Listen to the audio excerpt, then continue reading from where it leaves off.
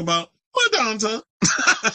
Had to set that up. So apparently William Orbit has been out here in these streets talking and basically said that, well, I saw it on his Facebook. I was like, oh, I definitely got to make this into a story. So he basically said that because, Madonna has a sequel to Confessions coming out.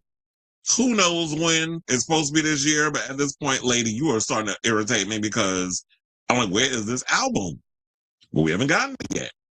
But anyway, so we supposed to be getting a sequel to Confessions, but William Orbit, who produced and co-wrote a lot of, well, I think all of Ray of Light, said that he has a successor to that album and that Madonna has pretty much left him on read. Like, she pretty much has just been ignoring his phone calls. So Madonna has been back in the studio, as you know, in recent months, working again with British producer Stuart Price to put the finishing touches on COADF Part 2. The Daily Mail reported last week that the singer has filmed a big budget video for one of its tracks, so fingers crossed we can expect a release soon. Now, although the original Confessions on a Dance Floor was a critical and commercial success when it dropped in 2005, its sales are outshone by an earlier work. 1998's Ray of Light. That album, made in collaboration with another British producer and songwriter, William Orbit, was Madonna's best-selling album of the 90s. And I think that was after all the controversy surrounding, the erotica, the sex era, all that other stuff. Then she decided to come out and be demure and mindful, which, we live for the spiritual side of Madonna and the birth of Lourdes and all that other stuff.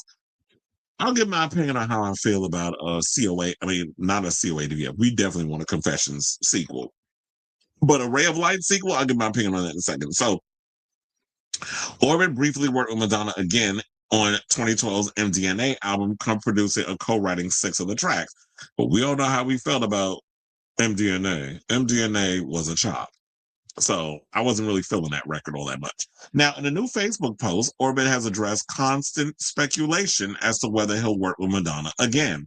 He said, right, let's put this Madonna ROL 2.0 thing to, ROL Ray of Light, 2.0 thing to rest here and now, folks. Can get exhausting. It's not going to happen. Why don't I just lay it out? Because I get asked constantly. I have an album ready, and in my humble opinion, is indeed the successor to Ray of Light. Everything about how it was made and how it sounds yells that from the first few bars. As I reached out, and there has been heard nil response. A week later, I speak with many close to her, including fam, but have not had a single syllable back in over 2 decades. Now, this is likely a slight exaggeration, given Madonna.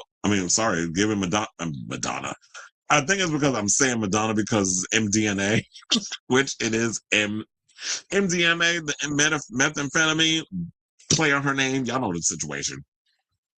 So they're saying it's not 2 decades because of the 2012 situation. But I'm like, maybe it was different circumstances at the time when he was working on those songs. Who knows? Maybe I'm wondering, those MDNA tracks, were those like leftovers from previous work that you had did during the Ray of Light era that she started reworking on with different producers? Or so maybe he is right about the whole 2 decades thing, but it just so happens that a lot of songs, demos that she had worked on maybe for the Ray of Light era were reworked for the MDNA era.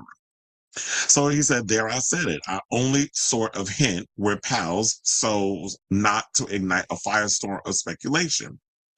And wish nothing to come over as bitter because of my life in art now. I'm finally where I want to be with, and the very opposite of bitter, sweet as a nut, but interpersonal relationships, human stuff, no idea whatsoever what's in her head. I believe she is very happy. She looks fabulous and full of life in recent pics I've seen, although I don't really follow. Busy lives, all of us, but yet last time we spoke was in Midtown Manhattan, MSR Studios for MDNA. Orbit went on to say that he had absolute zero hard feelings, saying, are you kidding? I will always love that woman for real. She made my career, but am I crying? Look at me, crying with mirth and glee these days. You can't shut me up squeaking or squawking about the table of lovely musical goodies laid before me. He went on to say that he was writing a book that would contain more candid reflections, adding he no longer gives zero fucks for the music biz. Well, because the music business is a lot of crap you got to deal with. So for the history books, She Doesn't Love Me Anymore. Wah. Oh, no icon for Billy. Never mind. There will be another. There'll be another one along for my ROL too. Now, here's the thing. There were some people out here because they said they want to hear the music. They did give some recommendations on maybe who you can give those songs to. So they urged Orbit to please contact Kylie Minogue and see if she'll be interested in what he's created. On Instagram, some suggested Lady Gaga and FKA Twigs. So here's the thing. While on a selfish level, I wouldn't mind a ray of light. To be honest, I feel like a lot of the newer generation have been using a lot of those ray of light influences in their music. So when you hear FKA Twigs, an Addison Rae, a Caroline Polachek, a Shy Girl, Lorde, Billie Eilish, Arca, a lot of these artists, they're incorporating a lot of those squabbles and squeals. What did he say? The squeals and squabbles? Squirping like a chirping like a. When you hear a lot of those sounds and influences in their music. So a lot of people have been deeply influenced by Ray of Light. Now, as far as like a sequel, I don't know. To be honest, I feel like that sounds. I mean, yeah, like I did say before, a lot of artists are incorporating it into their music, but it's just different. Like they've found a new way to kind of take those influences and take it to the next level.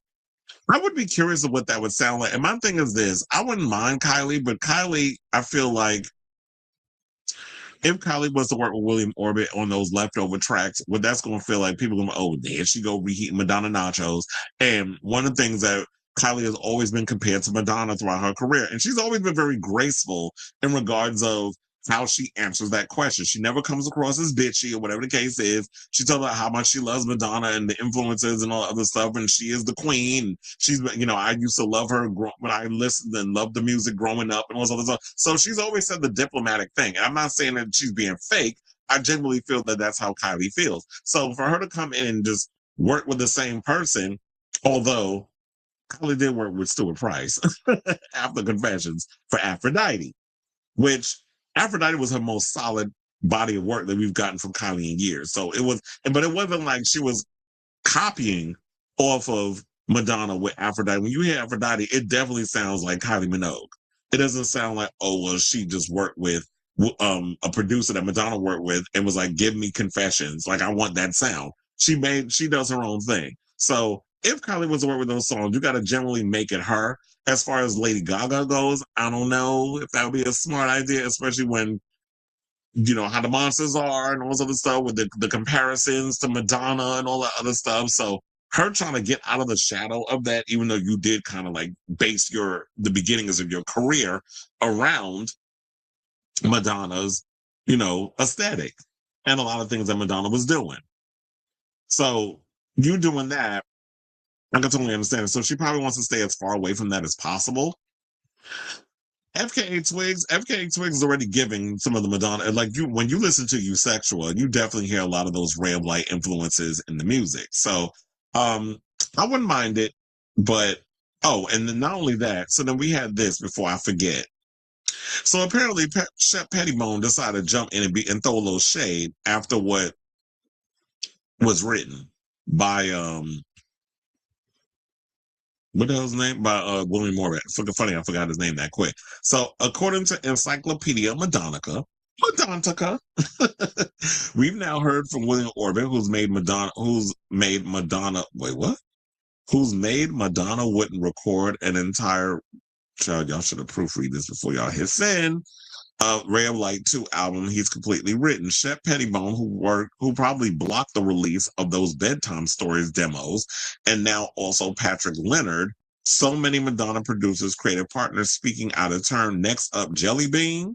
Check both slides. So one said, Chef Betty Pone went on to say, I diddle your comment, but I think your careers were made before Madonna. It's a shame how she just drops people. And Bobby Woods went and posted, Chef Pettibone, hi Chef, you fucking genius, XO Bobby Woods. Why did they sound familiar like I know him?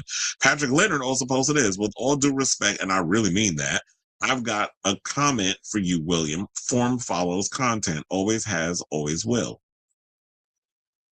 Form follows content. I really would like to understand what he meant with that. But to me, it definitely feels like Shep Pettibone is feeling a little salty about the situation. And my thing is this. I know this might be cold to say. Madonna doesn't owe y'all anything. The fact of the matter was, creatively, I needed someone to help get across my thoughts, my visions, my ideas, all of those things. We worked together. We made magic at that time. And now with the next album, I was on a different journey. I'm trying to come up with something new and different and creative. And that's where my head is at. I'm not going to work. I'm not Janet Jackson. I'm not going to make 18 albums with Jimmy Jam and Terry Lewis. And that's no shade to her. I'm not staying in a safe space and just going to reheat my damn nachos with every record and just work with the same damn producer.